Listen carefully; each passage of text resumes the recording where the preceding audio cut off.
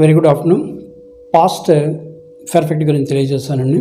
Past పర్ఫెక్ట్లో మనం ఏం చేస్తామండి అంటే హ్యాడ్ అనేటువంటి హెల్పింగ్ వెర్బ్ని వాడుతూ ఉంటాం. అలాగే ఇందులో V3 అనేటువంటి వెర్బ్ ఫామ్ని వాడుతూ ఉంటాం.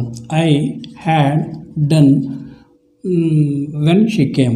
ఆమె వచ్చేటప్పటికి నేను చేసి ఉండితిని అంటే ఆ సమయంలో గతంలో ఏదో ఒక సమయానికి చేసి ఉండింది చెప్పండి. I had done. Had I done నేను చేసి ఉండితినా. ఐ హ్యాడ్ ఇంట్ డన్ నేను చేసి ఉండలేదు. ఓకే, హ్యాడ్ ఇంట్ ఐ డన్ నేను చేసి ఉండలేదా. అలాగే వీ హ్యాడ్ డన్ మేము చేసి ఉండితిమి. వీ హ్యాడ్ ఇంట్ డన్ మేము చేసి ఉండలేదు.